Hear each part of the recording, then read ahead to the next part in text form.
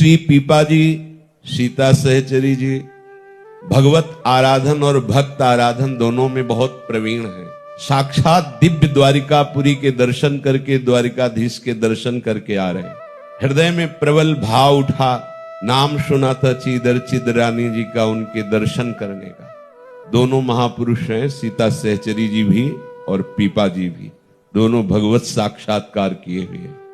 जब उनके यहां पहुंचते हैं तो घर देख करके ही उन्हें आश्चर्य होता है। ऐसे अकिंचन है, न घर में दरवाजा है न खिड़की है, अंदर कोई पात्र या कीमती वस्तु ही नहीं दिखाई दे रही, रज के पात्र रखे हुए हैं।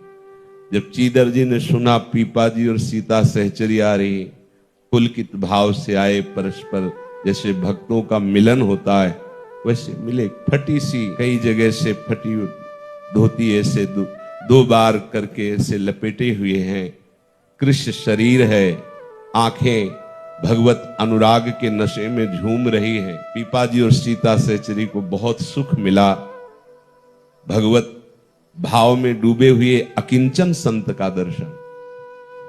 पर इनको शोक हुआ कि ऐसे बड़े भगवत भक्त आए और आज इनके स्वागत के लिए हमारे पास कुछ नहीं है। चिदरानी जी उनसे बढ़कर भक्ति संपन्न थी। चीदर जी ने शोकाकुल होकर कहा, आज तक कोई भक्त हमारे दरवाजे से विमुख नहीं गया, आज इतने बड़े भक्त आए हैं, इनका कैसे क्या स्वागत कर पाएंगे, कुछ तो है ही नहीं। उनका एक वस्त्र है हमारा, इसको बेच दो जा करके। देखो भक्त आराधन, देखो हम लोगों की स्थिति कहां है, अहम किस धरा में है और भगवत प्राप्ति किस धरा से होती है, भगवान किन भक्तों के हाथों बिकते हैं। ये देखो, जैसे किसी छोटे बच्चे को जब हम दुलार करते हैं तो उसकी मां बलिहार होने लगती है, ऐसे ही प्रभु के अत्यंत लाडले भक्तजन हैं।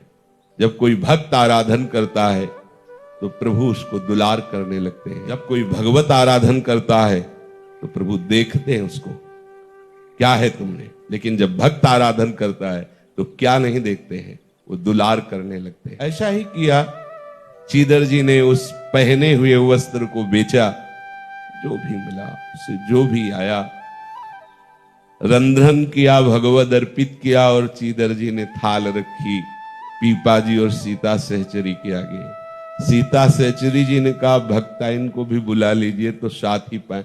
बोले नहीं नहीं आप पाइएगा, क्योंकि उतना ही था और वो आने योग्य नहीं थी, क्योंकि एक ही वस्त्र था, वो संत सेवा में बेच दिया। स्वाभाविक प्रीतिवश सीता सहचरी जी उठी और रसोई में गई, देखा अर्ध निमीलित नेत्र, मुख से भगवान नाम स्फुरित हो रहा है, दिगंबर, कोई शरीर में वस्त्र नहीं, बैठी हुई है। देखते ही ये तो महारानी थी सीता सहचरी जी, समझ नहीं शायद इनके पास एक ही वस्त्र था जो बेचकर हमारे सामने प्रसाद। तो उन्होंने कहा, आप वस्त्रहीन बैठी हुई हो। तो उनकी आंख ऊपर उठी और कहा, सुना था द्वारिकाधीश का साक्षात्कार करके आ रही हो, तो मेरे मन में था जब आप मिलेंगी तो उनकी शोभा का वर्णन करेंगी, वो कैसे रूपवान है। पर ये क्या, आप मिली, इस गंदे शरीर की चर्चा करने लगी। ये नंगा ही पैदा हुआ था और ऐसे ही फेंक दिया जाएगा। यदि साधु सेवा के लिए ये वस्त्रहीन हो गया तो कौन से आश्चर्य की बात। गजब की निष्ठा। आज सीता सहचरी का जो सूक्ष्म अभिमान है वो गलित हो गया। द्वारिकाधीश के दर्शन से नहीं गलित, उनका मैं समझ रही थी मैं सर्वस्व त्यागी भगवान की भक्त हूं, लेकिन आज मुझे पता चला इनकी भक्ति के आगे मैं धूर भी नहीं हूं। प्रसाद पाया और पीपा जी से पूरी स्थिति वर्णन की है।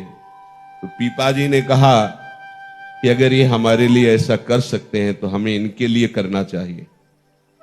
तुम चलो बाजार में नाचो और मैं ढोल बजाऊंगा, आदि आदि। इसमें तो और विस्तृत है, और जो धन मिलेगा वो हम। जब वो नृत्य कर रही थी और ये ढोल बजा रहे थे तो कुछ भक्त लोग उधर से गुजर देखा, अरे साष्टांग दंडवत पीपा जी और सीता सेठ। लोगों को आश्चर्य हुआ, नाचने वाले को। तो उन्होंने बताया ये सिद्ध स्वरूप है, ये महाराज पीपा जी है, महारानी सीता सहचरी। खूब लोगों ने भेंट और शब्द दी। जब उनके पास ले गए तो उन्होंने मना कर दिया, एक दाना भी नहीं लिया। देखो भक्तों की निष्ठा।